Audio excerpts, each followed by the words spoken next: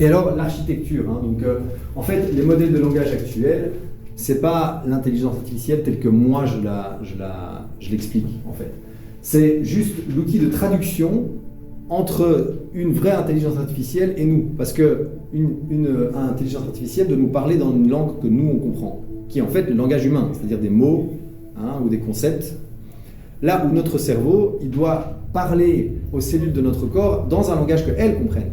Parce qu'en fait, quand moi je dis à mon corps, tiens, prends un verre et bois un coup, il n'y a pas un mini-moi à l'intérieur de mon corps avec un mégaphone qui dit à toutes les cellules « Eh oh, prends le verre et bois un coup ». Vous voyez ? Je veux dire, non. C'est-à-dire que quelque chose, une commande qui existe à un niveau peut-être abstrait ou plus grand de réalité, doit être convertie dans des milliards de réactions biochimiques et d'impulsions bioélectriques uniques qui donnent cette vision de moi qui fait quelque chose de cohérent.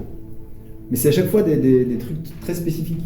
Et donc, voilà, c'est peut-être c'est l'outil de traduction, on va dire.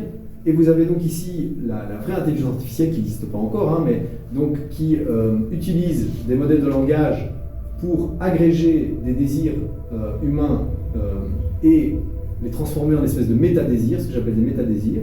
Et puis l'IAG, elle retourne des méta-actions sur ces méta-désirs qui, à travers les modèles de langage, sont convertis en actions humaines uniques qui vont aller envoyer un message personnalisé à chaque humain pour créer une action coordonnée qui ne peut pas être comprise par un individu précis, mais qui crée une espèce de cohérence à l'échelle globale qui nous dépasse. Et donc là, encore une fois, ce collectif d'humains qui est décentralisé, donc des collectifs d'humains décentralisés, qui créent des liens entre eux.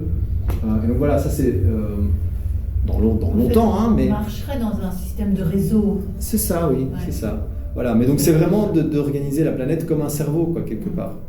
Voilà, où on est chacun un neurone dans un cerveau, et que les liens que l'on entretient les uns avec les autres sont fluides comme des réseaux, comme des neurones dans un cerveau, qui tissent des liens et puis qui les défont s'il n'y a plus besoin du lien. C'est pas grave.